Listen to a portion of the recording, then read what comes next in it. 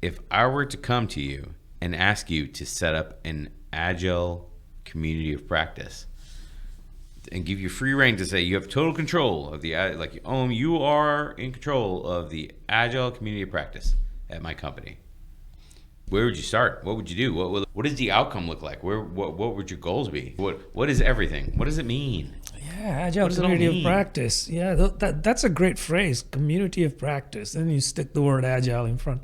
So let's talk about that. So if you're talking about setting one up, I can do that with everything. I just put Agile in front. Yeah. Except Gantt chart. That's the only thing I can do. There's no such thing, right? That's an oxymoron. Yeah. No, so a community of practice, to set one up. So first of all, before we even talk about the mechanics or the actual structure, etc., because there isn't a single way of solving this problem.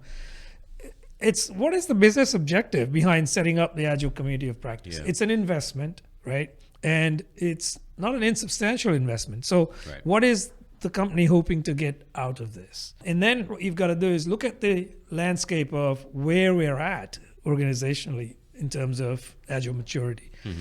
If you're just starting and you're setting up an Agile community of practice, the structure you set up is different than the structure may look like if you've already been practicing Agile for a bit and looking to improve. Why would it be different? It'll be different because of this reason. If you're just starting out, you're still experimenting. You're still finding your feet, so to speak, right? You don't know what works, what doesn't work in your organization. It's because it's all depending on culture. Yeah. So while you're figuring it out, if you're also trying to set up a structure for an Agile practice or Agile community of interest or Agile community of practice, these are all different things, right? How it is created will impact what you do and how you do things, right? So if you're Agile-wise not perhaps the most mature, and you set up something that is simply as a initial start, you're simply saying, let's set up a structure where we're advising everybody within the organization that wants to work in an Agile way. Where you're going to end up is of an Agile PMO. Yeah. But an Agile PMO, if you are experienced on the Agile landscape, an Agile PMO looks very different. Yeah. It actually looks like a support structure for your Agile people, right, as opposed to here's how you do things. Now what you're doing at the other end, where you've just started out, is you're trying to prescribe how people should work, because that's what PMOs do. They say here's a blueprint. Mm-hmm. So if a new person joins, you hand them a folder and go do things. Step 1, step 2, step 3, right? Everything's templated, right? So that's a far cry from the Agile community of practice that's supporting a very Agile team, right? Because that community of practice is saying, what are we doing here, right? Yeah. And what's not working? Let's focus on what's not working and let's flex and let's change that. That's a different mindset. That mindset doesn't exist in a brand new organization that has just started out doing Agile, as opposed to somebody who's been not only doing Agile for a while, but also being Agile, right? So that's, I think it's a function of maturity. But let's go back to this phrase for a second. You said Agile community of practice. Yeah. So there are different phrases that are thrown around.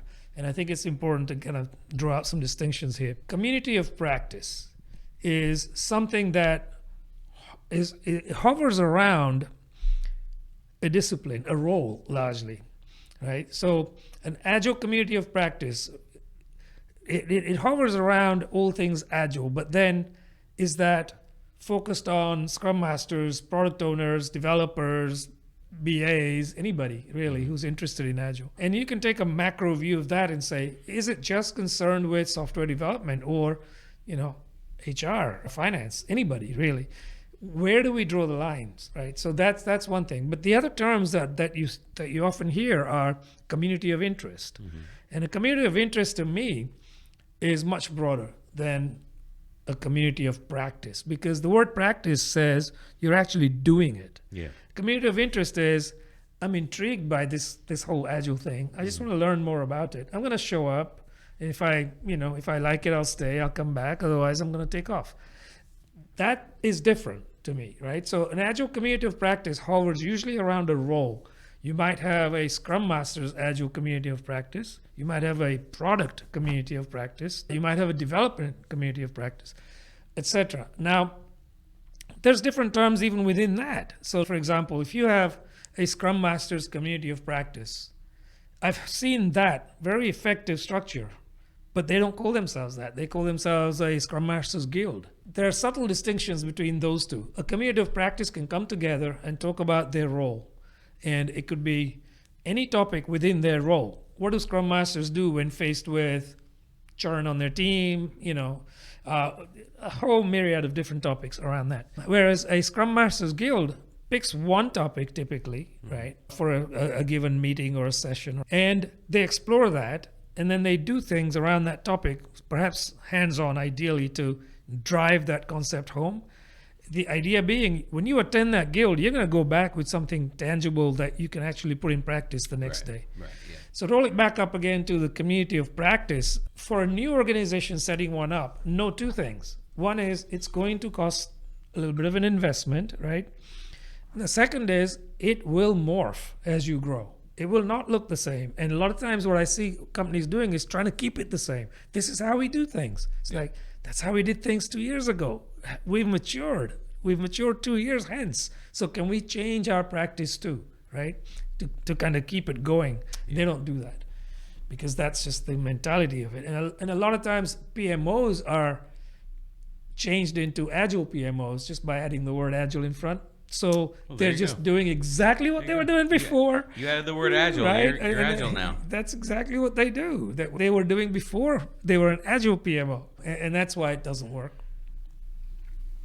Yeah, if you add the word Agile in front of it and rebrand all of your waterfall practices to Agile, then you're Agile, right? It's that easy.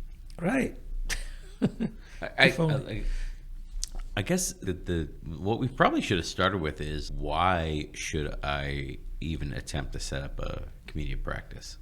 Why, what will be the benefit? Yeah, to me, it's like changing oil on your car. It will work fine without you doing that for a while. But if you did that, it would work better, right? Because it's got the bad stuff out. So why to set one up is to really catalyze this whole Agile movement within your organization. You've got people on the periphery, probably a lot more people on the periphery than you've got people practicing Agile. And what you want to do is evangelize your success, and you want to make sure people know why you're working in this way. They're just on the sideline, and a lot of times they haven't made up their mind. They're just watching. They're curious. And so if you're being successful, you want to make that infectious, right? Just make sure that people know that this way of working actually is beneficial. Yeah. And you do that through this conduit called the Agile practice or the Agile community of practice. And invite them in just to watch initially. Don't even make these kind of training sessions or anything like that, because you want to gain their interest first. You want to garner their interest and say, well, yeah, I'd like to learn more about what a Scrum Master does or what a product owner does. Yeah. So why you do that is to keep the momentum going of this Agile initiative in the company and get more and more people on board with this way of working, to actually witness it, share success stories. Oh yeah, by all means, share failure stories too, right? Lessons learned from failure stories. So they learn from that too, right? So they know it's not a silver bullet, but it's a better way of working. Yeah. Yeah, you need a certain level of, you already need a certain level of openness. Is that the right word? Openness? Yeah, openness, right. To even start talking about some of this stuff between Scrum Masters or between, whatever the organization is labeled as Scrum Masters. Yeah. Yikes. Yeah, because that openness is often not there in non-Agile organizations, right? Yeah, You're kind of on your own, really. Well, there are some organizations that larger organizations that you don't want to admit that you failed at anything. I mean, don't let them see you sweat. You don't want to show any weakness in any way, shape, or form. Sweep it under the rug. Yeah, you gotta hide that stuff at all costs. Hide weakness at all costs. Yeah. But I would venture to say, this is something that is not on our agenda in any way, shape, or form. I would venture to say that there's some environmental variables. Weird. The AC's making a weird noise. There are some environmental variables where you couldn't even get this off the ground, man. If your culture is not, conducive to people just talking kind of out in the open and helping each other. Yeah, I mean, more often than not, you're going to see somebody who really wants to take charge with this as a maverick. Set one up, do lunch and learns and call it a community of practice, and that's how it's born. More people find out about it, and that's how it started, rather than somebody at the executive level saying, let's set one up. Yeah. Because they don't see the value in it. I mean, which could happen, but I like to bash on leadership a lot, but it could happen that somebody in leadership says, look, we've got to spread this. We've got to spread what we're doing, and we need to raise awareness and stuff like that. And the easiest way is I'll just buy lunch every so often for everybody, and we'll invite whoever wants to be there, and we'll spread the word that way, right? The flip side of that is you have an executive who's, you guys are going to take how many employees for an hour every 6 weeks? How many hours is this being wasted on? What are you guys trying to accomplish? What are you trying to do? Like, what's the deliverable from this meeting? This is why I think it needs to start softly, like a lunch and learn. People have to eat. They're going to take their lunch, right? But to your point, I haven't seen that, to be honest. I mean, I've never seen an executive come out and say, let's do this, right? I've seen people on the ground floor taking the initiative, going to the executive saying, hey, how about buying lunch for everybody, right? As a team bonding, and while we're there, we're going to talk about, blah, whatever the topic is, right? And then from there, it grows, and that's how the community of practice is born. Unless you're talking about, companies that are fully agile, but that's not many of them. But yeah. Well, I mean, my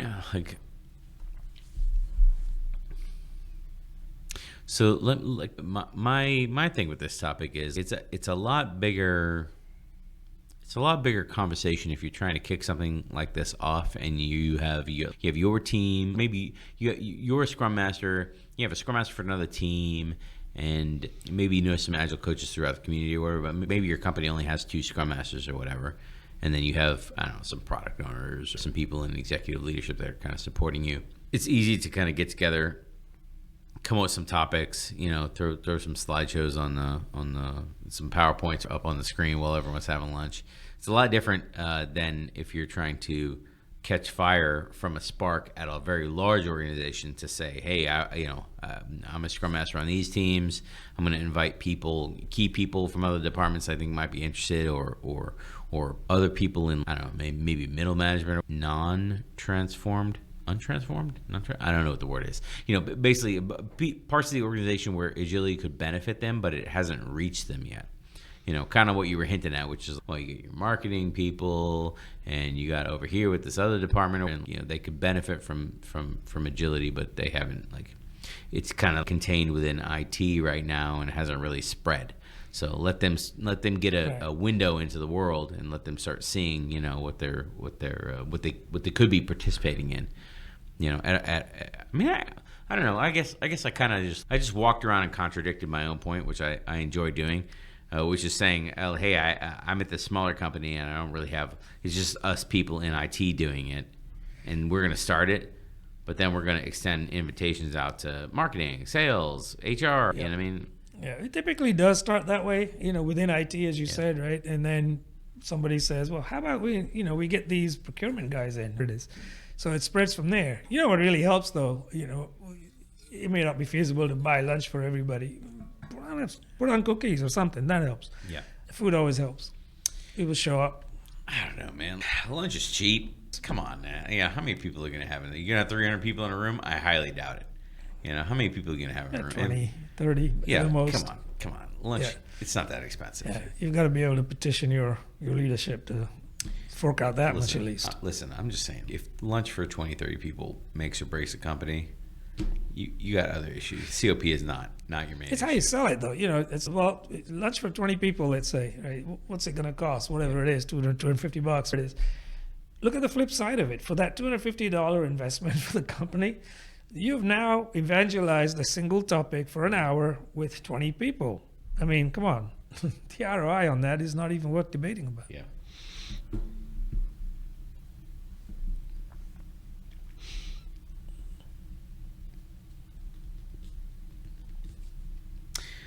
The, so for those executives that are going to come to you and be like, hey, this thing that you have 20, 30 people in the room for, is it successful? What is everyone learning?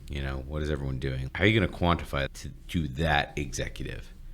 In my career, I've definitely worked for those executives who walk by rooms, even when we're doing sprint planning, is, do you really need 9 people in the room? Yeah, we do. We really need 9 people in the room because we're planning our next 2 weeks of work. We really do need all these people in the room for a couple of hours because we're doing all the planning. Right. And then they do it every single time. Every single time they would do it. And I would just imagine the same people would blow a gasket if you were going across the organization to elicit more people to come in and listen to the messages and see if there's what we're talking about, changes to the way people are working and whatnot, see if you can bring it back to your department and your group and kind of sparking them ideas. Those kind of same people that look at that and say, oh, I can't believe so many people are in a room. Yeah, I think I would try and kind of avoid having to do that by, doing this at lunchtime. These people are going to take lunch. Okay? Yeah, people have to eat. But if cornered, here's what I would say.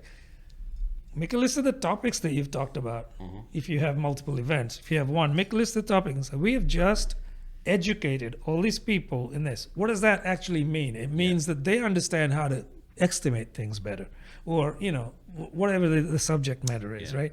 And there's value in that.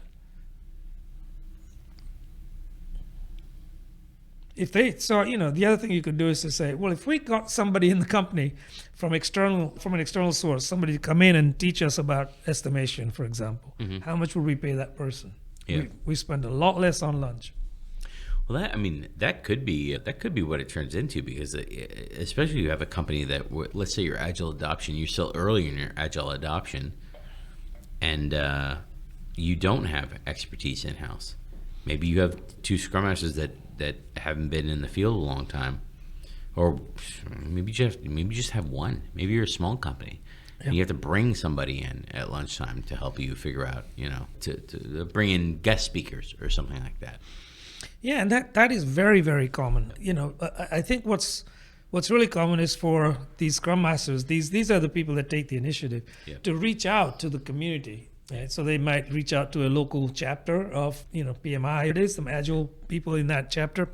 They may even go to a meetup and say, hey, who'd like to come and talk about something at our newly formed community of practice? The other thing they can do, and this also mitigates having to explain, some pulling these people together during work hours, is to do an after hours. So, use a conference room at work between 5 and 6, bring somebody in. It's more likely to work that way because that somebody is also likely employed and want to, they can't get away at lunch. People often find that if you ask them, they're only too happy to oblige. Yeah. So an hour after work might be okay as well. Yes.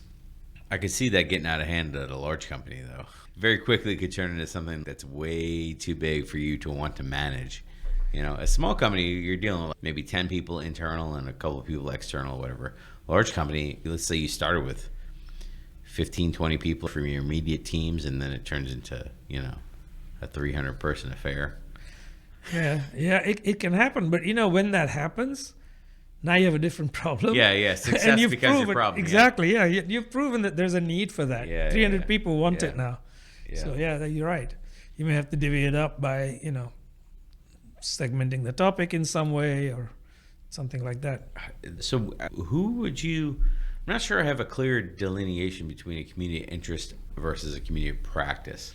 Let's say, for example, we're dealing with Scrum Masters. Actually, I think I'd be more interested in we're dealing with product owners. Let's do that. I'm more interested in you're dealing with a group of product owners. Hey, we're going to enhance our knowledge in the field, and we want to get experts in and talk about how other people do it, whatever it is. Do we just invite the product owners to, how do we start? What do we do to start? Yeah, so I think most of the time it starts as a community of interest. And that's because people don't know necessarily, how to scope it. Is it just product owners? Is it just Scrum Masters? Is it both of those only, or is it the devs? Is it other business domains? Mm-hmm. So community of interest is all things Agile. And Probably the best way is to put out a bunch of topics and have people vote on them and see where the interest level lies. But bring people in and say, we're going to talk about this topic and see what the response is like. It can grow from there, from an Agile community of interest into an Agile community of practice, because at these sessions, you're going to get a few product owners getting together. And then they will talk about some of the challenges they're facing. And from there, it could grow into a Agile product owners community of practice, right? Likewise, on the other side, community of practice for Scrum Masters or developers. Yeah.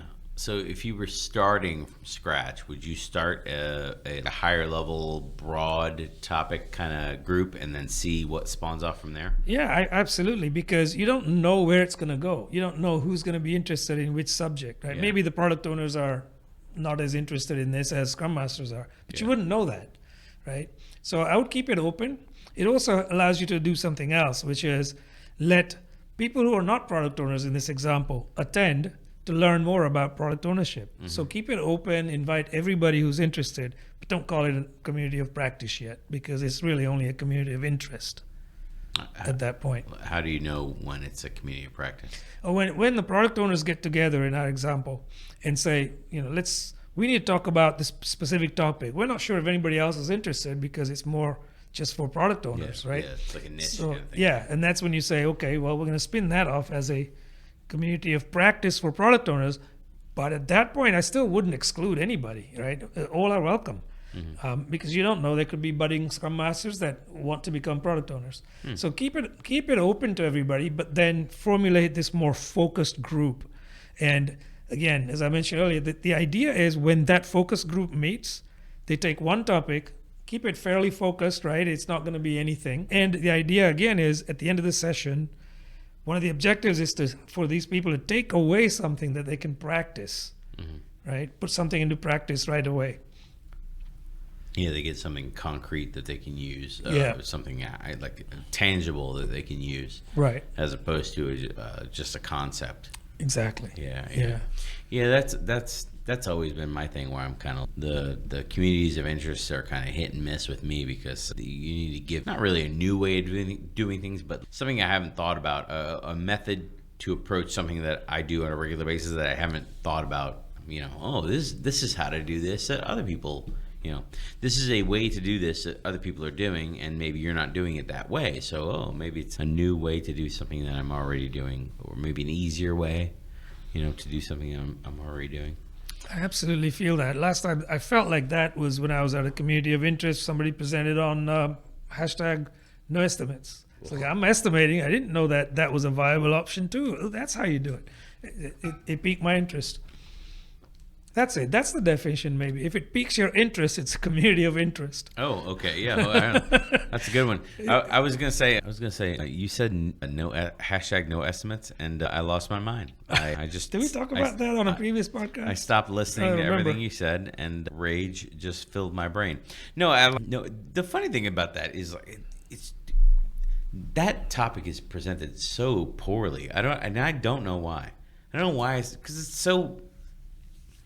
They're not no estimates. It's estimating by number of stories in hashtag no estimates. So it's just terrible the way they present it. I don't even know why. I don't even know why I react so poorly when someone says hashtag no estimates. Yeah, you're right. It is perhaps presented poorly. I think it's possibly because people are fairly polar about this thing, right? People that really love estimations, and people that just don't understand why they shouldn't be doing them. People who understand why they should be doing them. But yeah, I mean, you're already starting off with a segue. Yes. Yeah. You're already starting off with we're patting down the podcast now. You're already starting off with a topic that is contentious, which is how to get what is the best method of doing estimates. Contentious already. You really want to see me go to war, see me talk about estimating via hours, and I'll get really. Yeah, I'll really get contentious on the topic of estimating in hours. But I mean, no estimates is not really it doesn't really bother me at all, because I ran a project. Actually, I think I ran 2 projects that I was on as a Scrum Master. 2 projects that I was on as a Scrum Master I did story points, and I did the number of stories, aka no estimates. No estimates, not even really no estimates. I did them I did them side by side. I produced metrics of this is our throughput. No estimates. Hashtag no estimates. It sounds cool. In actuality, it's hashtag throughput. That's all it is. Throughput, counting the number of stories, not counting arbitrary story points, relative sizing. That's not as sexy of a hashtag. Yeah, it's got a long hashtag. Yeah, it's terrible. Terrible as a hashtag. So I get it. I understand the problem, but I did them both side by side, and they were both the same. The number of stories, the throughput that you get, versus the number of story points that you get per sprint for my teams were basically the exact same thing, every sprint over sprint. And I did that for months with one of my teams. I was just going to say that requires some level of stability on the team where you hit a defined cadence and then it doesn't matter. Yeah, that's exactly what I found out. I found out it absolutely didn't matter if we did story points or we did throughput or we did flow, whatever you want to call it. Hashtag no estimates. We are edgy. It really didn't matter at all. They were all the same. I could have done the estimates regardless. Now I will say to the product owners, I was a scrum master on that project. The product owners at the time, I think they probably would have preferred the flow metric over story points, because it was difficult for them to understand story points, because they weren't product owners that were really involved in the planning very deep. They'd kind of breeze in, and they were that kind of product owner. They'd kind of breeze in and say, I want to get these stories done. You guys go plan and tell me how many you can get done. They kind of would breeze out, Seagull product owners. Yeah, they were that kind of product owner. So, but I mean, the benefit they had in that project, they had me telling them, this is what I think the team really can do, and this is what the metrics tell us that this is where the metrics back us up versus this is where the metrics tell me that I think the team might be committing to too much, and then we could have a real conversation with real statistics and metrics backing us up. Right. But we're way down in the segue right now. I like the segue. I quite enjoy the segue of talking about no estimates, because it's not no estimates. If you understand the basics of Kanban, you will understand that no estimates is just your flow rate number. Yeah, I think successful teams can work either way, really. Because they know, to your point about Kanban, they know that every story in Kanban roughly needs to be broken down about the same size. Yeah. Otherwise, it doesn't work as well, right? They know that. So, as long as you have teams that understand that, it really doesn't matter if it's hashtags, no estimates, or what. Well, that works for Scrum as well. I mean, the Scrum, I would argue, Scrum works better when all the stories are broken down and written to around the same size. If you have a team and your team estimates everything, literally everything they work on, as 3s and 5s, is that better than a team that plans some stuff's 8s, some stuff's 13s, some stuff is 1, 2, 3, and stuff is all over the place, as opposed to just about everything in your backlog is 3s and 5s.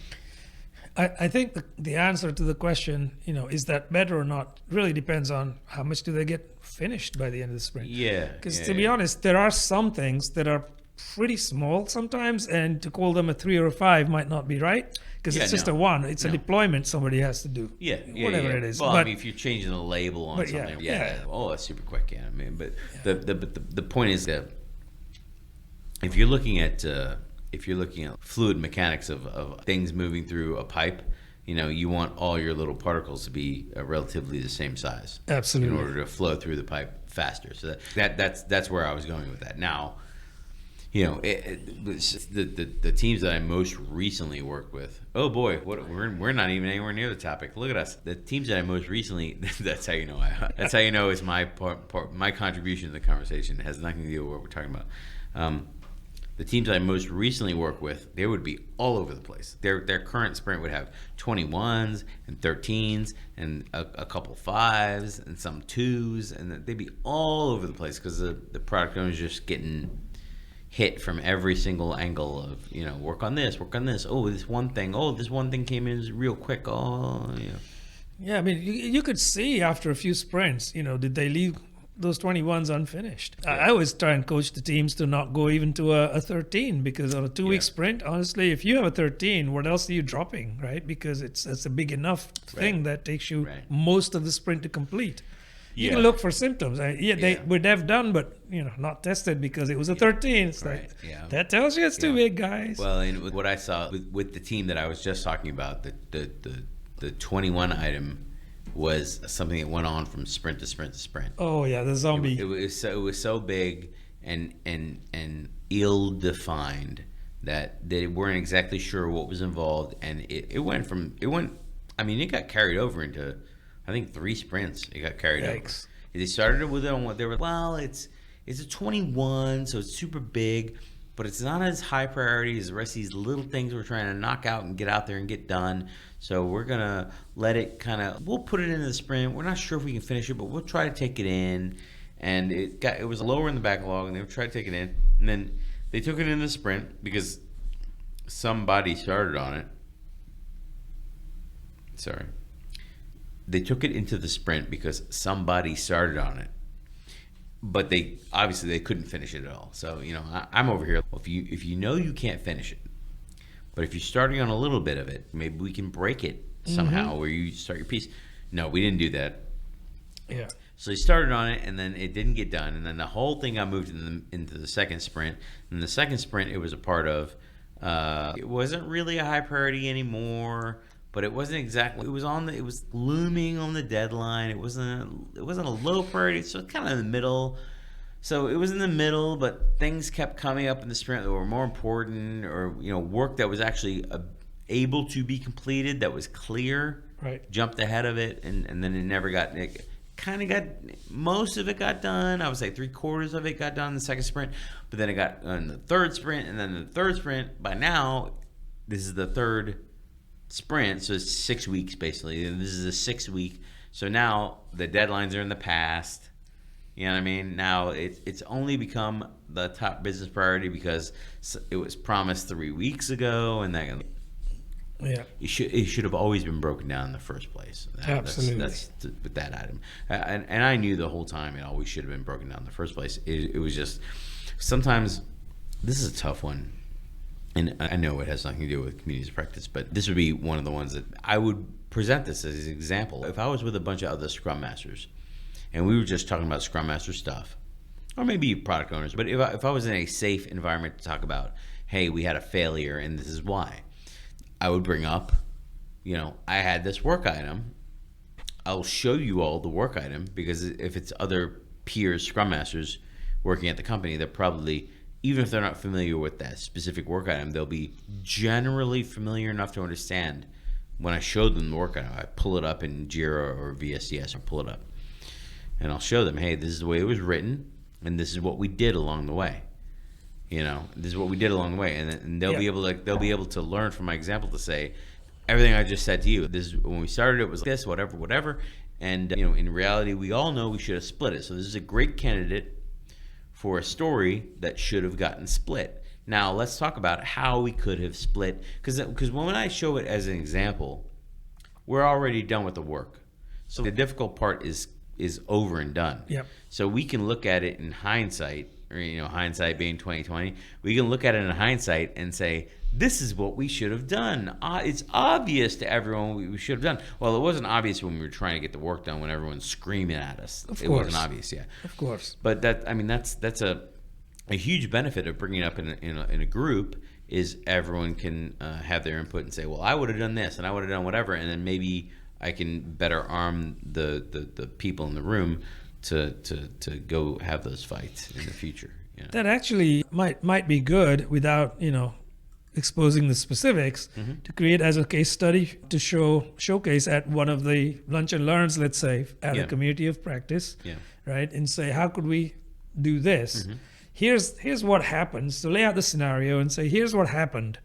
What could you have done differently? And let's just jointly figure out a solution. Yeah. Identify natural points of fracture where the story could have been broken.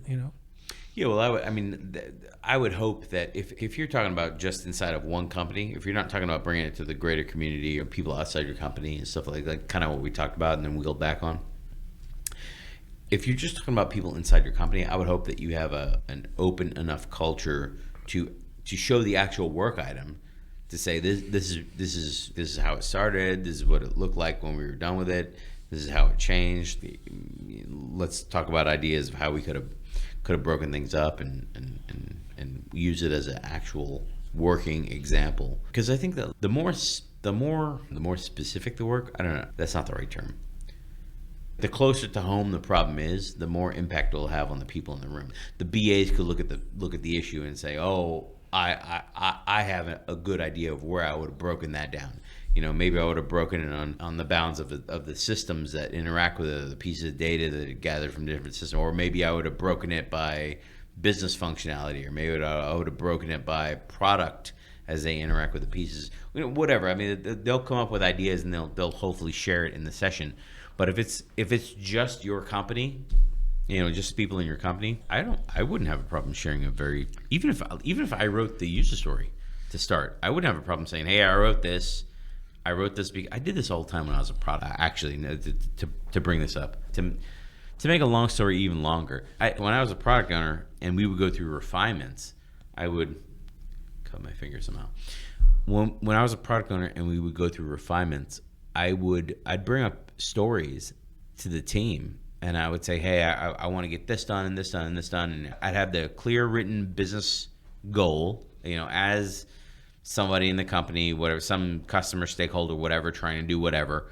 I want to do this operation because I'm trying to solve this problem. I would have my stories written like that, and I'd have acceptance criteria written out in the story. And I would, as a product owner, I would try to take a shot at the acceptance criteria myself, and I'd write it out, and then I'd let the team. I would tell the team in the refinements, "Hey, if you don't like any of these acceptance criteria, or if you think there's too much," because I would write really elaborate acceptance criteria, like ask my scrum master. She would be like, "Hey, this is a lot of acceptance criteria," and I wouldn't have a problem with that, because I'd bring it to the team and I would say, "Well, listen, you're the team.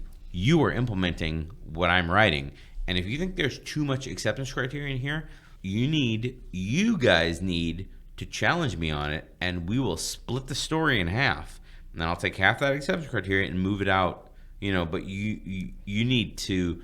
I was, as a product owner, this is everything I want. This is everything I want. So if you think that's big, it's a negotiation between us. Mm-hmm. You need to make the case.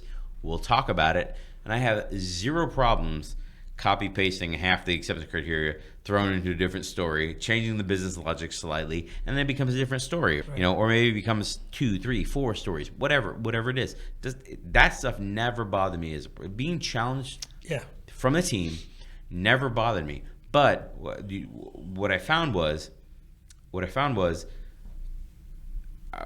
if I was working with more junior team members, they wouldn't challenge me. They would just accept the larger story. Right. And the scrum master would detect that was happening, and she would kind of push here and there to the team to get them. But the scrum master would, in that specific instance, I don't think I named any names in this instance. I might have. I don't remember. I'll have to edit them out if I did. But in that specific instance, the scrum master would detect that there is a challenge happening. Yes. But if the team didn't pursue it, she wouldn't pursue it. Right. So the onus is on everybody. It really is. Hey, yeah. How about this? Just bring it up. And that goes back to that open culture, right? Mm-hmm. The culture should not be intimidating where people feel threatened to speak up. On the contrary, it should be an open culture. Everybody speaks up, right? But just to circle back to your point about, if this issue is well discussed within the company, I think that's very good to actually expose the actual issue rather than dress it up or anything, because it's contextual. People understand the context behind it. Unless it's a sensitive issue, like some story in finance or something. But generally speaking, you can share the story as is and say, this is how the story was defined. Here's how it went down, so to speak. Yeah. It was estimated at a 21, whatever else. What could we have done? Yeah, the only thing I can think of. I'm sorry, I don't mean to cut you off, but the only thing I can think of why you would not want to show the actual story involved is you're trying not to single out specific people to be like, oh, look at this BA's work. This BA's work is garbage, or this product owner's work is garbage. You gotta. I think a lot of that is whoever's facilitating the session has the ownership not to make it into attacking people. Absolutely. You know what I mean? Not to make it into that kind of. But I think that's pretty easy to avoid, quite honestly. It should be. It should be pretty easy. Yeah. Hopefully that BA or whoever it is in the community of practice anyway. Yeah, I would hope. Yeah. And if they have an interest in learning and improving, they shouldn't have a problem. But you're right. It's the communication up front and say, this is not about you. This is just about the problem. Yeah. Right? Yeah. A lot of people. I only really make progress on one. I talked about this on another podcast. I don't know. Maybe I edited it out. I don't remember. But I would deal with that on a one-on-one. I would be like, hey, I want to use one of your stories as an example. It was a 13, and that it can be cut into smaller stories, or brainstorm for how it could have been cut into smaller stories. It's not an attack on you. I just want to let you know this is the example. So if you're taking screenshots, if you're actually going to pull up, if you're using Jira, for example, you're going to pull up the actual work item, then everyone will be able to see who the creator of the work item is. So maybe you should take screenshots. Blur it out. Yeah. Or leave those details out of your screenshot. There's ways you can do it and not blast people, not appear that you're blasting people. Oh, absolutely. Yeah. No, you're absolutely right. I think if you reach out to the person up front and just emphasize, this is not about you. This is about the problem. Yeah. Then it should be fine. But even if you blur out his name or her name, and the ID, how much you blur out? Because you can search by description and find stuff. I know. But if you really wanted to, so it's a culture thing more. Yeah. If your culture is okay with, again, I say when I was a product owner and I was writing stories, I'd have no idea what when I was a product owner and I was writing, I wrote the majority of stories in the backlog. I would overwhelming 90+% of the stories had my name on them as creator. So if you're gonna pull a random sample of stories and be this story kind of sucks, Brian, I'll be like, yeah, of course. If you're gonna pull a random sample of stories, there's a chance you're gonna get stories that I wrote and then I never really had I threw it out there because I knew we needed something, but I didn't do a super deep analysis. Yeah. Some stories I did do a deep analysis because they were very important. Some stories I didn't think were they weren't deserving of a lot of my attention because I was going to hand it over to the team to say, oh, we need to add a form to do whatever. You guys figure it out. Sure. You know what I mean? Right. And it wasn't deserving of a lot of my attention because maybe the customer didn't care. Right. So there's reasons for that. But if I'm going to write the story, my job is I got the story in. I got the business reason you needed. It's in there. Okay, we can negotiate all day over the acceptance criteria and exactly how the story gets implemented by the development team. But I got it in. It's for me, it's a quantity over quality issue, right. which is kind of like, it's sad to say it out loud, but sometimes when you're BA as well, right? Sometimes when you're a product owner or BA, you just need to get that stuff into the backlog because your team is looking to devour it and start. Especially if you're a product, in that instance that I'm talking about, a product owner, the team didn't have a backlog, and I was trying to get to the goal of having a backlog that was 2-3 sprints ahead. So I had to generate a lot of work items quickly to get them in there, and we did refinements. I mean, it's not like I wasn't throwing them out there and then abandoning them. Right. But if you were to point out, hey, we had to split this story, and it was a 13, and it could have easily been 3 5s or 2 5s and a 3, I would say, yeah, it probably could have been.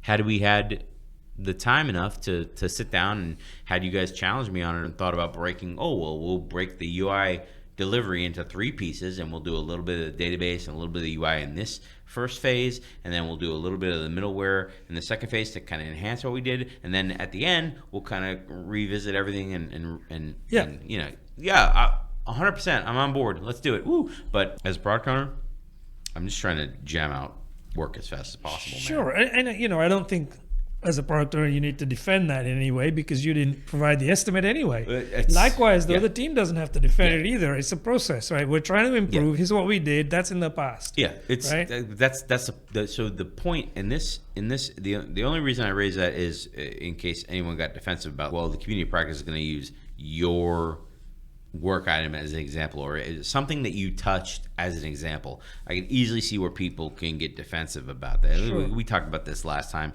very, very briefly of this is where my expertise is. So when I'm challenged on my expertise, because that's where my ego comes from, that's where my self-worth comes from, I'm going to defend it, you know, with my life, right, and get into a knife fight about it. But that's not the point. The point is your culture has to know, like, we're going through this exercise. Oh my goodness. We're going through this exercise because we all want to improve. Yes. So this little space that we have for our community of practice, this is a safe space to just talk about the work as work. Right. It stands alone by itself as work with all the personal taken out of it. Yep. You know? Yep. However. Uh-oh. However, I will say, if you're going to state that and try to make it a thing, then you as the facilitator, as the moderator, you need to step in to make sure that is everyone's goal in the room. Yeah, you absolutely do. That will not be everyone's goal in the room sometimes. For sure. Yikes. Yeah, this is where personal dynamics come in. Yeah. Yeah. Wow, that was an interesting segue. I think we actually talked more about things in the segue than we did in the original topic. The original topic was about 30 minutes, and then our segue was about 20 minutes. So I'm very happy with our somewhat discussion of a community of practice, community interest. Yeah. I'm not sure that we got to the heart of the matter, which is what would you do when you actually have to set one up? I think you would start very slowly, set up regular events that are lightweight because of the investment factor as well. And to your point, having to defend taking people away from their quote unquote regular jobs. Like this wasn't part of their regular job to continuously improve, right? But, just do something as a lunch and learn. I think that's the easy thing to start with. And then that can expand into meetings after work, right? And then after that, you can see about getting a more focused group, so fewer people, together for maybe 1 or 2 hour webinars. Yeah. Not necessarily webinars, but if you're in person, it's ideal. It'd be seminars. But yeah, that's how I would start slowly. So let's say you're a Scrum Master, right? And you're trying to build awareness inside your organization, and you start with, hey, we're gonna have a lunch and learn about the Scrum events. What are the Scrum events for? Or we're gonna have a lunch and learn about what is expected. What's the expectations of the different roles on a Scrum team? Mm-hmm. This is what a developer is supposed to do. This is what you should expect out of your Scrum Master. That kind of stuff. I see that being more beneficial from people outside of the Scrum team than inside. In that example, yeah, possibly, right. But yeah, so you'd posit a topic and then say these are the learning outcomes from that, right? And see if people are interested in that. You're gonna get traction, not initially necessarily. Initially, you're gonna get traction from people who are really Agilists anyway, because they want to come in and say, let's see what's going on at our company about this, right? But then they will take that away. And that should be part of the MO of this body of, this body. They should encourage other people to say, you're here at this lunch and learn, go tell all your friends about it, right? Go tell other people in your teams about it. See who wants to show up. Yeah. And it grows from there. But that's how it would start. It starts slowly because you don't want that squashed, that initiative, by leadership or anybody saying you're just wasting people's time. No, I think you're right on with that one. I think it starts slowly because also the other thing about starting slowly is where my mind immediately went with the cautioning of if you start slowly, you'll have more ability to practice being a good facilitator to when people start segueing to where you don't want them to go. You know what I mean? Attacking and that kind of stuff. Kind of what I hinted at. You'll have more opportunity to pull those people back in to say, hey, look, like the purpose of this is to identify, just talk about the work and how we can do the work better. Right. You know, and not to necessarily single anyone out or attack anyone or kind of get that stuff off your chest. Yeah, exactly. It shouldn't be a venting session or anything like that. Yeah. But I think there's stuff you can do after the event, follow through. Gather some of the findings, post them somewhere for people to look at and refer to if they need to, right? Mm-hmm. Some leave behinds. Send them out if you need to for everybody that, attended. So I think all of those things help make it sticky. All right. Have we beaten that one to death yet? I'm a big fan. I like it. I mean, I like it because if you're at a large company, this is something you can do. You can start small, and you can grow it. You know what I mean? Grow it. Start small with your teams. Grow it to other people that share your values, and then after a while, you'll be a rock star. You won't know what happened. You'll have a whole bunch of people that are only tangentially involved. Yep. Yikes. When I try to use big words, it never comes out right. And if you're a small company, then there's a quick way to rope in a lot of people to have a big impact on the culture if you're a small company. I think it's honest. I think it's easier as a small company. I think so too. To really start transforming the culture, you start pulling these things together and, it seems like an overnight thing. Anyway, yeah, this is a fun topic. This is a fun topic because it's something you can start right away for very little investment. Exactly. Yeah, and the returns are always much greater than the investment, right? Because the investment is, like you said, is minuscule. Yeah. Maybe a little bit of time. Yeah, buy some lunch, man. Exactly. Yeah. Food always works. Food's a great motivator. Buy some lunch. Buy some lunch. Come for people. on, man. Lunch for 20 people. Come on. Anyway, Agile COP. What has worked and what has not worked? That's comments below. Yeah. All right, let us know. AgilePodcastQuestions@gmail.com.